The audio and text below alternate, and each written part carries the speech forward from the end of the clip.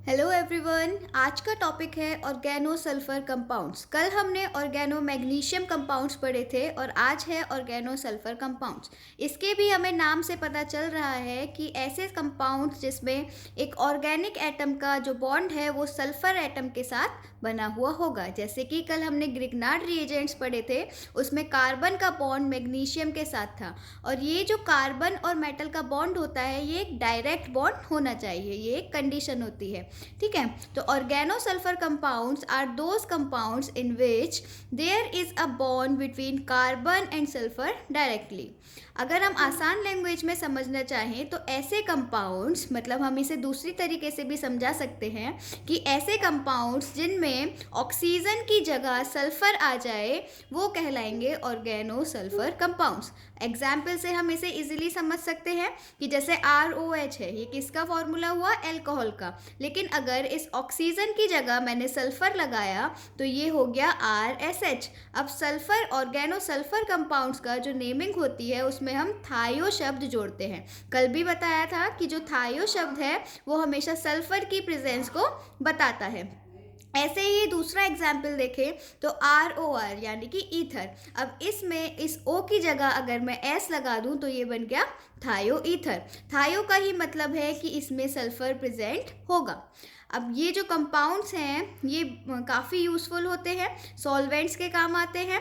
Solvents मतलब ऐसी चीज़ जिसमें हम सॉल्यूट को डिसॉल्व कर सके और उससे बन जाए सॉल्यूशन। सॉल्वेंट्स के काम में आते हैं, डाइज बनाने के काम में आते हैं और मेडिसिन्स में काम आते हैं। अब सबसे इम्पॉर्टेंट ऑर्गेनो सल्फर कंपाउंड है थायोल्स। थायो ईथर्स भी होते हैं लेकिन उससे भी ज़्यादा इम्पॉर्टेंट है थायोल्स। थायोल्स को हम मरकैप्टन्स भी कहते हैं। हम आगे पढ़ेंगे कि इनको हम मरकैप्टन्स क्यों कहते हैं। तो जो थायोल्स होते हैं उनके बारे में पढ़ते हैं। जैसे अल्कोहल को पानी का एल्काइल डेरिवेटिव कहा जाता है, यानी कि H2O जो है उसमें अगर मैं एल्काइल से रिप्लेस कर दूं तो अल्कोहल बन जाता है ना। जैसे HOH है, पानी का जो फॉर्मूला होता है वो HOH होता है। अब उसमें एक H की जगह अगर मैं R लगा दूं तो बन जाता है अल्कोहल।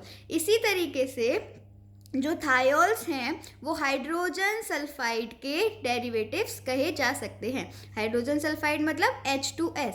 अब ये जो H2S है अगर इसमें एक H की जगह मैं R लगा दूं यानी कि एल्काइल ग्रुप लगा दूं तो बन जाएगा RSH, तो वही कहलाएंगे थायोल्स। अब थायोल्स का जो फंक्शनल ग्रुप होता है वो होता है SH ग्रुप। अगर कहीं भी SH ग्रुप प्रेजेंट हो तो आप समझ लेना कि ये थायोल्स हैं। उसके बाद जो थायोल, ये जो थायोल का फंक्शनल ग्रुप है इसको हम सल्फिल्ड्रिल मरकैप्टो भी कह सकते हैं या फिर थायोल ग्रुप भी कह सकते हैं। और इससे जो कंपाउंड्स बने, इस ग्रुप को लगा के जो कंपाउंड्स बने उन्हें थायो एल्कोहल्स, थायोल्स या फिर मरकैप्टन्स कहते हैं। कोई भी नाम दिया हो सकता है, आप खुद समझ जाइएगा। फिर एक इम्पॉर्टेंट बात वो ये कि जिस तरीके से हमने पढ़ा है कि H2O और H2S में वीक कौन सा है? H2S, क्योंकि ऑक्सीजन की इलेक्ट्रोनेगेटिविटी ज़्यादा होती है। उसी तरीके से जो थायोल्स हैं वो अल्कोहल्स के कंपैरिजन में कम एसिडिक होते हैं, या ये कह सकते हैं कि अल्कोहल की एसिडिटी थायोल से ज़्यादा होती है, वाइस वर्सा। ओके, थायोल्स जो होते हैं उन्हें मरकैप्टन्स क्यों कहते हैं? अब आई बात इसकी। जो थायोल्स होते हैं वो मर्क्यूरिक आयन से रिएक्ट करके इनसॉल्युबल सॉल्ट्स बनाते हैं जिसकी वजह से उन्हें मरकैप्टन कहा गया है। अगर हम लैटिन लैंग्वेज में देखें तो मरकैप्टन का मतलब होता है जो मर्क्यूरी को कैच कर सकता हो, यानी कि mercury catching compounds are called as mercaptans. तो थायोल्स को हम मरकैप्टन्स भी कहते हैं। उसके बाद देखते हैं इसकी नेमिंग। नेमिंग दो तरीके से होती है, हमने पहले भी पढ़ा हुआ है बेसिक्स में। एक कॉमन होती है और एक IUPAC होती है। IUPAC मतलब international union of pure and applied chemistry, and ये हो गई कॉमन नेमिंग। तो अगर हमने कंपाउंड लिया CH3SH, अब देखो कॉमन नेमिंग में तो हम सिंपल एल्काइल ग्रुप का नाम लिखेंगे और उसके आगे लगा देंगे मरकैप्टन। तो यहाँ एल्काइल ग्रुप है मिथाइल, तो मिथाइल मरकैप्टन। सिमिलरली यहाँ एल्काइल ग्रुप है इथाइल, तो ethyl mercaptan and propyl ethyl mercaptan. अब IUPAC नेम में हम नाम के आगे, जो भी हमारी पेरेंट चेन है उसके नाम के आगे क्या लगाएंगे, थायोल लगाएंगे। तो इधर हमें दिया हुआ है CH3SH, ये रहा CH3SH, तो ये कौन सा ग्रुप है, मीथेन ग्रुप है। तो मीथेन थायोल यानी कि मीथेन जो कि CH4 था उसका एक H हटा के हमने क्या लगाया, SH लगाया, इसलिए ये हो गया methane thiol. Similarly ethane thiol and 1 propane thiol. अब हमने यहाँ पे इसको डिज़ाइन किया है, इसको डेजिग्नेट किया है इसके नंबर से। क्यों? क्योंकि प्रोपेन में 3 कार्बन होते हैं, तो जो ये SH वाला ग्रुप है ये फर्स्ट पोजीशन पे जुड़ा हुआ है। आगे हम देखेंगे कि ये SH सेकंड पोजीशन पे भी जुड़ा हो सकता है, इसलिए ये बताना ज़रूरी है कि जो भी नंबर है वो ये बता रहा है कि कौन सी पोजीशन पे ग्रुप जुड़ा हुआ है। इसके बाद देखेंगे प्रिपरेशन, थायोल्स को हम किस तरीके से प्रिपेयर कर सकते हैं। सबसे पहली रिएक्शन है एल्काइल हैलाइड से हम थायोल्स को प्रिपेयर कर सकते हैं। तो जब हम एल्काइल हैलाइड की रिएक्शन पोटेशियम हाइड्रोसल्फाइड यानी कि KSH का नाम क्या है, पोटेशियम हाइड्रोसल्फाइड। तो जब हम एल्काइल हैलाइड को पोटेशियम हाइड्रोसल्फाइड के साथ रिएक्ट कराते हैं तब हमारा थायोल बनता है, और साथ में क्या बना, Ki का नाम क्या है, पोटेशियम आयोडाइड।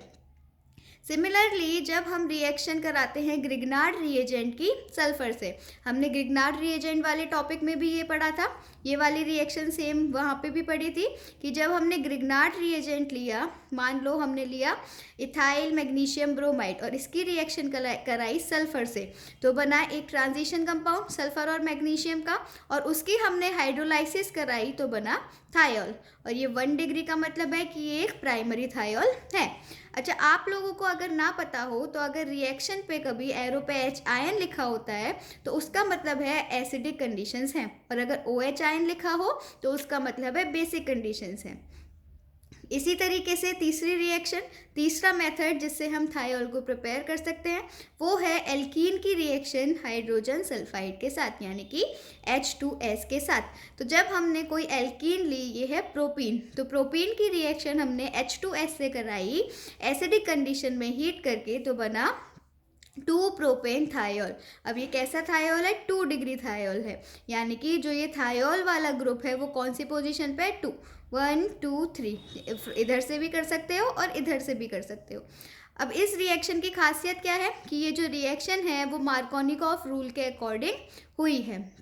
मार्कोनिकॉफ रूल हम अगले वीडियो में पढ़ेंगे। उसके बाद आगे देखते हैं प्रॉपर्टीज़ या फिर केमिकल रिएक्शंस, यानी कि ये जो थायोल है वो किस किस तरीके से और कौन कौन से अलग अलग कंपाउंड से रिएक्ट करके अलग कंपाउंड्स बनाता है। तो पहली रिएक्शन है सोडियम के साथ। ये सोडियम के साथ रिएक्ट करके मरकैप्टाइड्स बनाता है। हमने लिया एक थायोल की रिएक्शन कराई सोडियम से और सिंपली इसने बनाया सोडियम इथाइल मरकैप्टाइड। अब अगर आप सोडियम की जगह कोई बेस लेना चाहो, NaOH लेना चाहो, तब भी सिमिलर रिएक्शन होगी, बस फ़र्क ये आएगा कि यहाँ H2 की जगह H2O बन जाएगा। उसके बाद नेक्स्ट रिएक्शन है एसिड और एसिड हैलाइड के साथ। तो जब हमने कोई भी कार्बोक्सिलिक एसिड लिया, यहाँ पे लिया हुआ है एसिटिक एसिड, अब उसकी रिएक्शन हमने किसी थायोल से कराई, तब क्या बना, इथाइल थायो एसीटेट, यानी कि किसी भी एसिड की रिएक्शन हम थायोल से कराएंगे तो क्या बनेगा, थायो एस्टर बनेगा। अब सिमिलरली जैसे हमने एसिड से रिएक्शन कराई थायोल की, ऐसे ही एसिड क्लोराइड से यानी कि एसिड हैलाइड से, तो एसिटाइल क्लोराइड की रिएक्शन भी हम थायोल से करा सकते हैं, जिससे फिर बनेगा थायो एस्टर। आप और एग्जाम्पल भी प्रैक्टिस कर सकते हो हर रिएक्शन के, बस आपको क्या करना है, जो एल्काइल ग्रुप है उसकी जगह चेंज करके दूसरा एल्काइल ग्रुप लगाना है। इससे आपकी प्रैक्टिस भी हो जाएगी और आप सीख भी जाओगे कि रिएक्शन किस तरीके से प्रोडक्ट बना रही है। अगली रिएक्शन है ऑक्सीडेशन की। अब ऑक्सीडेशन 2 तरीके से होता है इसकी कंडीशन में, जैसे पहला है माइल्ड ऑक्सीडाइजिंग एजेंट और दूसरा है स्ट्रॉन्ग ऑक्सीडाइजिंग एजेंट। अब ऑक्सीडाइजिंग एजेंट्स क्या होते हैं, ऐसे सब्सटेंसेस, ऐसे केमिकल कंपाउंड्स जो खुद को तो रिड्यूस करें लेकिन दूसरे को ऑक्सीडाइज करते हैं। तो ऑक्सीडाइजिंग एजेंट मतलब जो ऑक्सीडाइज करें किसी और कंपाउंड को। तो हमने यहाँ थायोल लिया प्लस I2 लिया, हमें पता है I2 जो है वो एक अच्छा ऑक्सीडाइजिंग एजेंट है, लेकिन ये माइल्ड है, मतलब बहुत ज़्यादा स्ट्रॉन्ग नहीं है। तो जब हमने इसकी रिएक्शन इससे कराई तब बना डाई इथाइल डाई सल्फाइड। आप देख सकते हो दो सल्फर ग्रुप जुड़े हुए हैं, दो सल्फर एटम जुड़े हुए हैं, इसलिए ये है डाई सल्फाइड। और दोनों के इधर उधर एक एक इथाइल ग्रुप है, तो हो गया diethyl disulphide. Similarly जब अगर हमने I2 की जगह H2O2 लिया, H2O2 मतलब हाइड्रोजन पर ऑक्साइड, ये भी एक ऑक्सीडाइजिंग एजेंट है। तो जब हमने थायोल का ऑक्सीडेशन पर ऑक्साइड से कराया तब भी हमारा क्या बनेगा, डाई इथाइल डाई सल्फाइड। इसके बाद जो दूसरी कंडीशन है जिसमें हमने स्ट्रॉन्ग ऑक्सीडाइजिंग एजेंट लिया है, उसमें क्या बना, सल्फोनिक एसिड बना। तो दोनों में फ़र्क देखिएगा आप, अगर माइल्ड ऑक्सीडाइजिंग एजेंट था तो डाई सल्फाइड बन रहा है, लेकिन अगर स्ट्रॉन्ग ऑक्सीडाइजिंग एजेंट है तो सल्फोनिक एसिड बन रहा है। तो सल्फोनिक एसिड की अगर हम रिएक्शन देखें तो थायोल प्लस 3 नेसेंट ऑक्सीजन, ये नेसेंट ऑक्सीजन किसने दी, इन ऑक्सीडाइजिंग एजेंट ने दी। KMnO4 और HNO3 स्ट्रॉन्ग ऑक्सीडाइजिंग एजेंट्स होते हैं, तो इन्होंने इसका ऑक्सीडेशन करके क्या बनाया, सल्फोनिक एसिड। और कौन सा, क्योंकि यहाँ एल्काइल ग्रुप इथाइल है इसलिए यहाँ पे इथेन लगा हुआ है, तो पूरा कंपाउंड क्या बना, इथेन सल्फोनिक एसिड। ये जो SO3H होता है ये सल्फोनिक ग्रुप कहलाता है। उसके बाद जो लास्ट चीज़ है जो हमें थायोल्स में पढ़नी है वो है यूजेस। थायोल्स के यूजेस आखिर होते क्या हैं, थायोल्स कहाँ कहाँ यूज़ हो सकता है। तो जो थायोल है वो मतलब जो भी मरकैप्टन्स हैं या थायोल्स है एक ही बात है, तो उनका जो डाइल्यूट सॉल्यूशन होता है वो टिश्यूज़ की हीलिंग में काम आता है। दूसरी चीज़ हिप्नोटिक्स बनाने के काम आता है। हिप्नोटिक्स मतलब आपको पता होगा, हिप्नोटाइज कर देते हैं, तो हिप्नोटिक्स बनाने के लिए काम आता है, जैसे कि टेट्रोनल है, सल्फोनल है, ये एक तरीके के हिप्नोटिक्स हैं।